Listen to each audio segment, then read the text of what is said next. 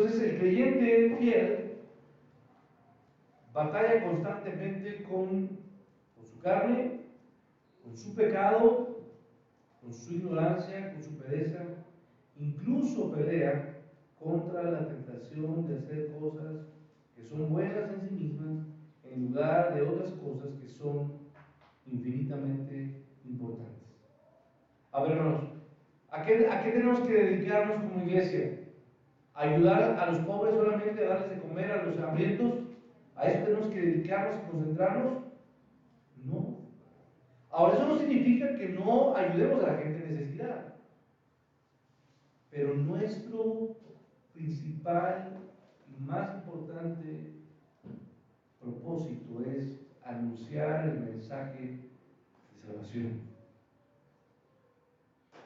Claro que hay obras de justicia que tienen que fluir en nosotros. Si vemos a alguien enfermo, tenemos que ayudarle. Si vemos a alguien hambriento, tenemos que darle de comer. Si vemos a alguien sediento, tenemos que darle de beber. Entonces cada día hay distintas situaciones. Hoy puedo ponerlo como ejemplo, se presentó algo en su día y usted tuvo que buscar ayudar a alguien, ¿sí? Pero el día de mañana, por ejemplo, podemos hablar de algún tiempo. Usted ahorita está buscando compartir la palabra, buscando ayudar a una persona en necesidad en algún asunto específico, pero por la gracia de Dios, Dios responderá a esa necesidad y quizás le use a usted o a otras personas para suplir ese problema, pero el día de mañana vendrá que otra persona con otra necesidad y usted tendrá que volver a mostrar la misericordia y ser usado por Dios para poder ser de bendición a aquella gente en necesidad. Entonces, Pablo, este primer requisito, primer principio fundamental, es que un creyente reconoce que tiene y enfrenta una lucha, ¿qué, hermanos? Constante. Lucha espiritual constante. Nuestra vida aquí es una pelea contra nuestra carne, ¿cierto o no? Contra nuestros deseos, contra la vanagloria de qué, hermanos? De la vida. Luchamos contra nuestra carne espiritualmente, luchamos contra todas las cosas que este mundo nos ofrece. Pero también, como un segundo principio, un creyente como Pablo, como Timoteo, tenía que reconocer que nosotros tenemos una causa más grande, más hermosa o más bondadosa que cualquier otra cosa que este mundo pudiera ofrecernos. A ver, quiero pensar.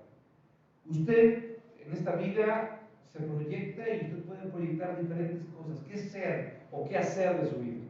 ¿Sí? Quizás usted se proyectó trabajar en cierto oficio, en cierta profesión, alcanzar ciertas posición o nivel. Y usted ha proyectado mucho para su vida. Pero, escuche bien, el creyente entiende que tiene una causa mayor que todo lo que este mundo enfoca su atención. ¿Sí? Pablo tenía un sentido muy elevado el dedicar su vida no a una profesión, no una profesión o un oficio que lo tenía o no lo tenía un oficio Pablo. Era ¿qué, hermanos? Hacedor de tiendas. Arreglaba lonas, por así decirlo. No existía la lona como tal, pero seguramente un material similar, tipo de tela, ¿verdad? Hacía tiendas, las montaba, seguramente las surcía, las arreglaba. Tenía un oficio, pero su propósito no era ese. Él entendía que su dedicación de vida era más allá de esa profesión. Entonces, Pablo, Timoteo y usted y yo debemos entender que nuestro tiempo aquí, en esta vida, tiene que ser dedicada a una causa que, hermanos, más grande, mayor. ¿Y cuál es la causa, hermanos? Esta causa divina que tiene un compromiso mayúsculo con nuestro Dios. Estamos comprometidos con Él. ¿Cierto o no, hermanos? ¿Comprometido qué significa, hermano? Porque ya pactamos, ¿no? Cuando dice han hecho compromiso, es que se han jurado y están comprometidos, ¿no? Entre una pareja. Y nosotros nos hemos comprometido con nuestro Señor, ¿o no? Y estamos esperando el momento en que llegue Él y se celebre la gran fiesta, que son las que, las bodas del Cordero. Para estar con Él, ¿qué, hermanos? Eternamente. Ahora, nuestro texto regresa rápido al 7, la última parte, y habla de pelear y hay un calificativo. ¿Qué dice ahí, por favor? Ahí empieza una Biblia, Dana, que tenga, pelea la que, hermanos, la buena batalla. La palabra griega bueno, el griego, los que estudiaron griego, ¿dónde está el griego? Kalos. ¿Ya se acordó del verbo? Kalos. Bueno. Y esto es intrínsecamente bueno en sí mismo, sin ningún calificativo.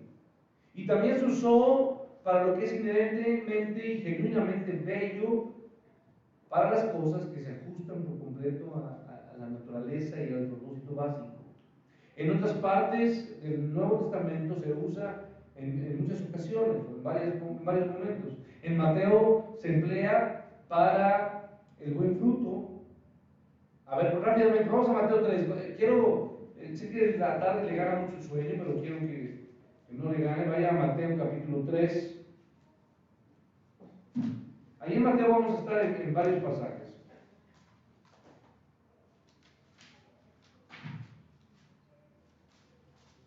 ¿Ya lo tiene? Si lo tiene, me espera tantito. Y dice el texto de Mateo 3,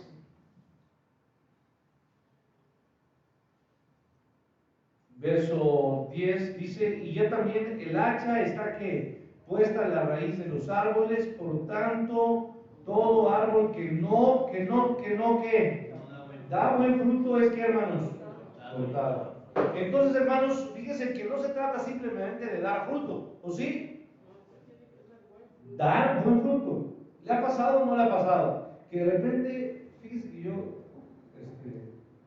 mi esposa ya sabe que es muy linda y cuida mucho de mi persona, y ella me compra fruta para yo llevarme al trabajo, porque sabe que de repente luego no como, entonces una fruta rápida puedo comer. Pero nos ha tocado que de repente alguna fruta que se ve bien está mala por dentro, bofa o podrida. No se trata simplemente de dar fruto, sino dar ¿qué? Buen fruto.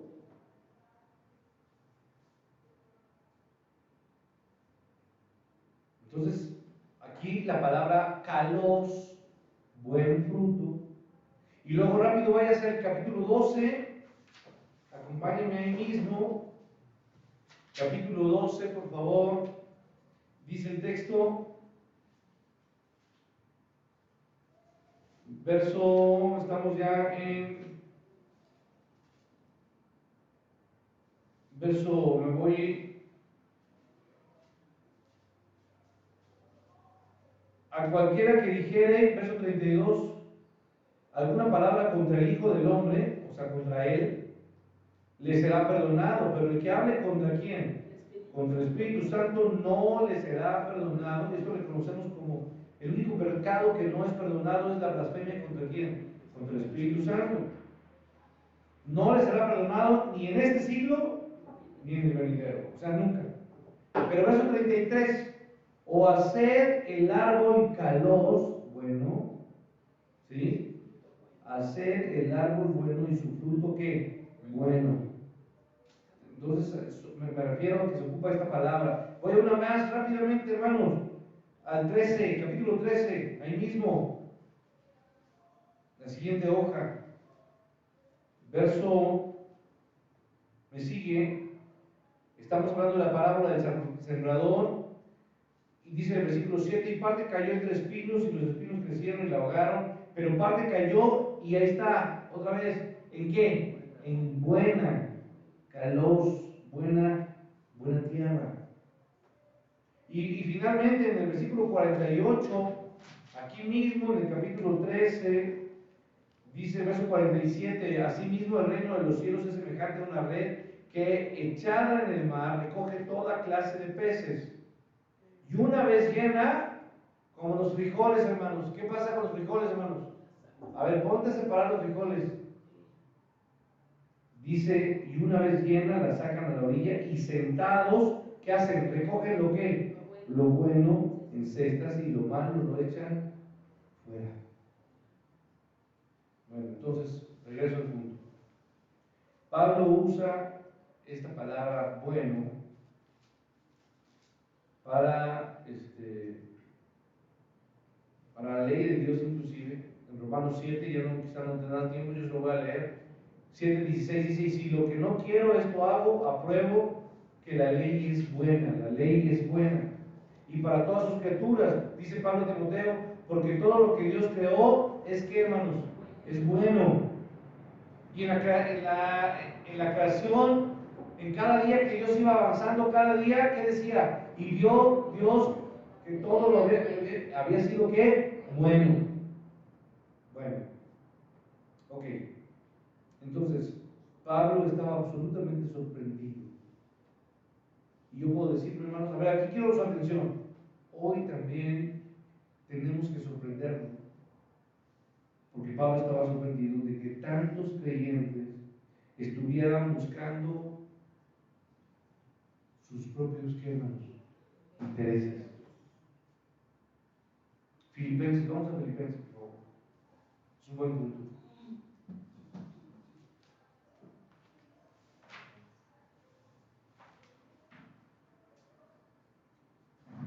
Dice, estamos, si usted me sigue, en Filipenses, por favor, capítulo 2.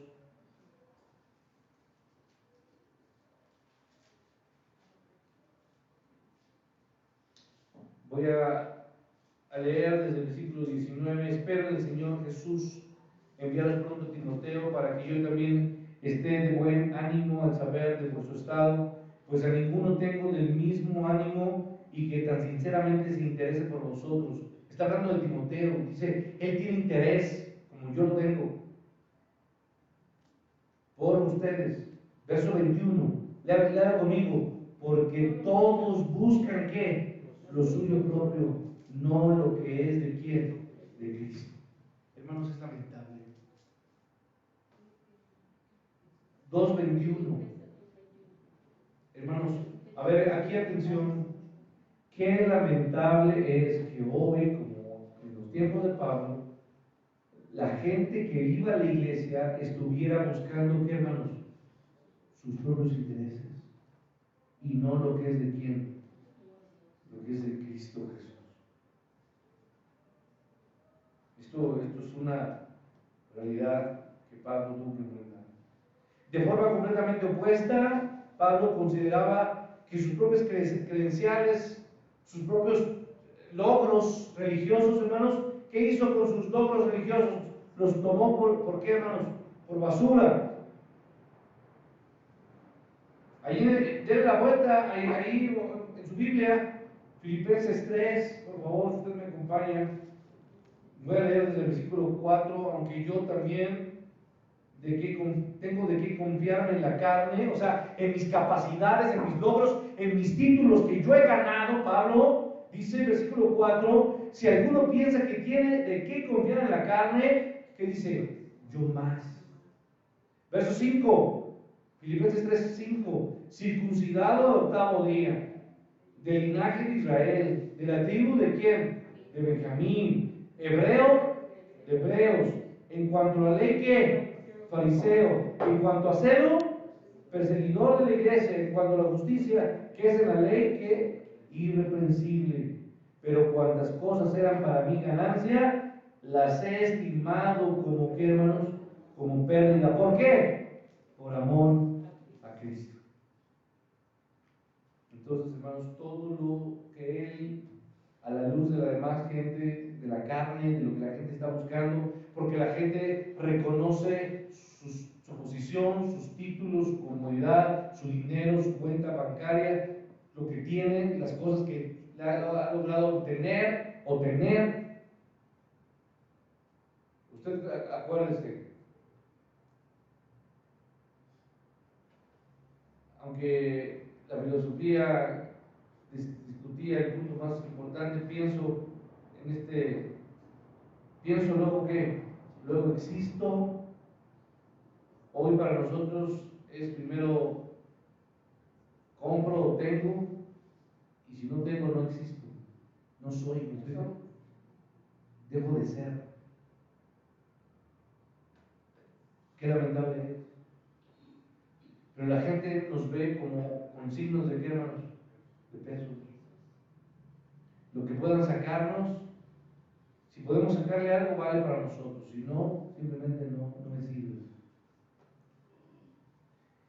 Entonces, hermanos, Pablo consideró todas las cosas como pérdida por amor a Cristo, para buscar todo lo que él era, lo tomó por basura, como pérdida.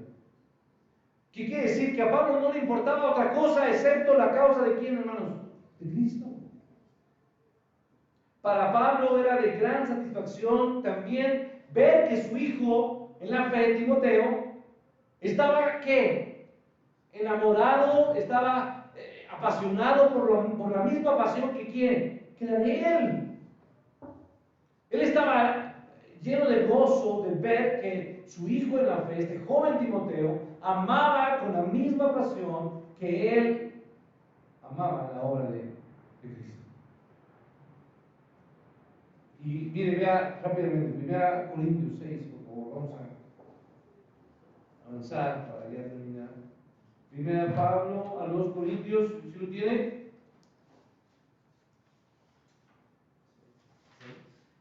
Versículo. Me espera un momentito. Es 16. Primera carta a los Corintios, capítulo 16. El último capítulo. Y usted me sigue.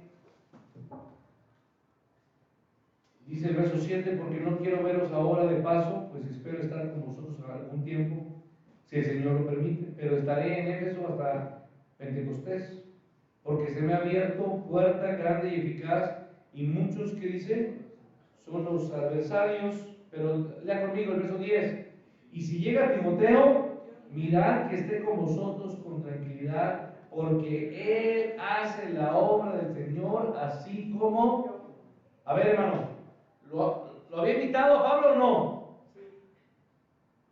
Cuán hermoso es andar, es seguir las pisadas del maestro. ¿Timoteo siguió las pisadas de su maestro Pablo o no? Y Pablo siguió las pisadas de su maestro Jesús.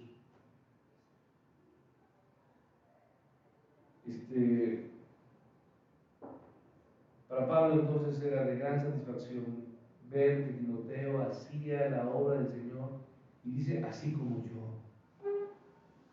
A pesar, obviamente, de sus limitaciones de Timoteo. ¿Cuáles limitaciones? Experiencia, poca, ¿sí o no? Juventud, que iba a causarle mucha crítica, ¿no? Y que iba a estar en una situación de tentación muy fuerte, ¿no? Y por eso le dice, abandona las pasiones, ¿no? Huye de las pasiones.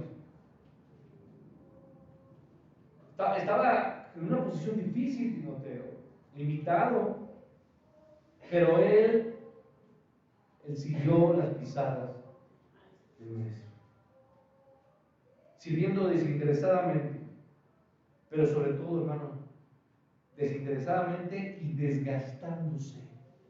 ¿Cómo se desgastaba? Física y ¿qué? Y mentalmente. Yo les he platicado de uno de los siervos de Dios que más admiro, predicadores, creo que es el predicador más grande que ha tenido Estados Unidos.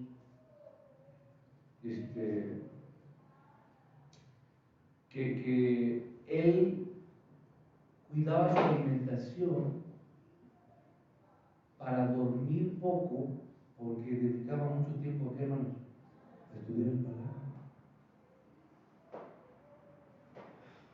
Fíjese, usted se preocupa por cuidar su alimentación para no subir de peso, para bajar, para que no se le vea la llantita, pero él estaba preocupado por cuidar su alimentación, de que pudiera invertir mayor tiempo en el estudio de la palabra.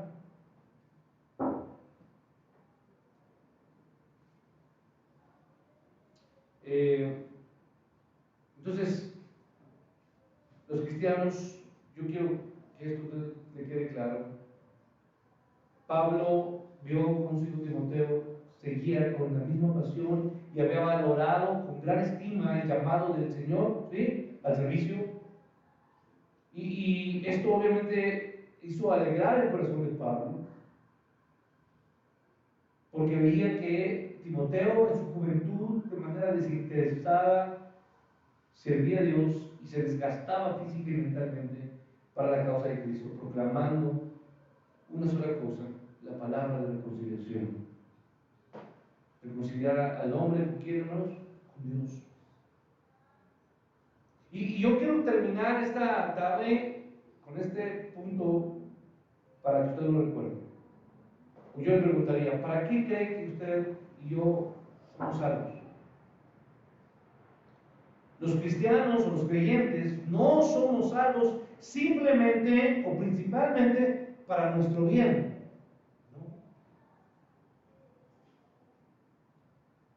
Nuestro bien es un asunto secundario de nuestra salvación. El objetivo primario de la salvación de todo creyente, escúchelo bien, es que somos salvados con un propósito: para la gloria de Dios. Para que Él sea, ¿qué, hermanos?, glorificado. Cada vida que es rescatada debe de servir con un propósito: glorificar a Dios. Entonces voy a repetirlo para que usted lo subraye.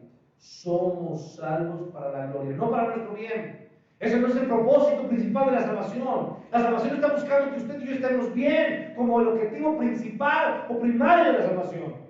La salvación de todo creyente es para la gloria de Dios y para cumplir el llamado santo a ser testigos en un mundo no salvo.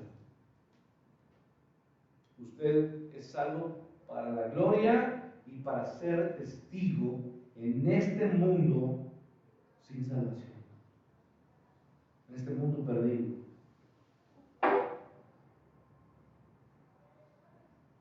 Y hay varios pasajes de esto. Entonces, este llamado, nuestro llamado, es la causa más grande que tenemos. ¿Hay algo más grande que usted anhele en qué estar o en qué servir? Yo sé que puede haber proyectos muy grandes y muy hermosos profesionalmente, como oficios, como logros, como éxitos humanos, pero no hay una tarea más grande que el ser llamado por Dios para ser testigo y para anunciar que hermanos, el Evangelio. Bienaventurados son los pies de los que anuncian la paz. No hay tarea más noble, ni más grande, ni más hermosa, hermanos. ¿Qué, hermanos? Que anunciar el mensaje. ¿Hay algo más grande, hermanos? No lo hay. Y cuando usted es usado por Dios para llevar el mensaje a alguien, entonces usted entenderá lo que Pablo y Timoteo y lo que otros tantos creyentes en toda la historia de la humanidad se han gozado y han disfrutado de esto. Yo sé que hay muchas cosas que pueden a usted satisfacerle, pero no hay cosa más grande que el ser usado para la gloria de Dios. Es el llamado más noble y debería ese llamado inspirar a cada creyente a buscar lo que Mateo 6 nos dice. 6:33 lo sabe de memoria, ¿verdad? A buscar primeramente, ¿qué, hermanos? El reino de Dios y su justicia. Deberíamos motivarnos a entregar todo, ¿qué, hermanos? todo nuestro don, todo nuestro talento, todo nuestro tiempo, nuestra oportunidad, todos nuestros recursos y toda nuestra energía a servir con toda nuestra vida y voluntad y todo lo que somos a los pies de quién, hermanos, de Cristo, de nuestro Señor. Entonces yo, hermano, yo le invito a que usted ore hoy y que Dios ponga que usted tenga su deseo en su corazón, que le haga sentir, porque hermano, es que quizá usted no me entiende y me está viendo como un loco, pero hasta que usted es usado por Dios y usted ve que su vida está siendo usada para llevar el Evangelio y usted siente que Dios lo está usando, entonces usted va a poder entender lo grande que es esta obra tan noble y tan grande de llevar el Evangelio y la salvación a otros. No hay cosa más hermosa, más tierna, más dulce, más poderosa, que cuando usted toma a alguien y ora por él y le anuncia el Evangelio y le dices, tú lo que necesitas es que seas tomado por Cristo y tú necesitas a Cristo. Solamente ayúdame a caminar, te quiero ayudar a caminar con Él. Porque podemos hacer algo nosotros para salvarle, no. Solamente tenemos que ponerle enfrente a la persona de Jesús para que ellos terminen embelesados y enamorados, como usted y yo tenemos que ser. No hay tarea más grande, más noble, que nuestra vida sea usada para la gloria de Dios. Entonces, en primer lugar, reconocemos que un creyente tiene una lucha que es, hermanos, constante, una pelea constante, espiritual, físicamente, contra el pecado y contra muchas cosas. Pero en segundo lugar, un siervo entiende que no hay cosa más hermosa y más linda en esta vida que ser usados para la gloria de Dios. Gracias, Padre, por esta bendición. Y que sin merecer nada, porque nuestra vida, mi vida, Padre, en nada puede ser ejemplo para muchos. Pero aún en tu gracia tú nos usas. Gracias, Señor, por hablarnos como hoy nos has hablado, y yo te pido, Padre, que nos muevas nuestro corazón y nos hagas entender que no hay cosa más dulce y más grande que este llamado santo. A que nuestros pies, nuestra voz, todo lo que somos, Padre, sea puesto delante de ti para servirte. Límpianos y purifícanos, Señor, y úsanos para que tu gloria sea anunciada y para que seamos testigos en este mundo perdido de que Cristo salva y que tú eres el Salvador y lo único que puede transformar una vida, renovar una vida, dar vida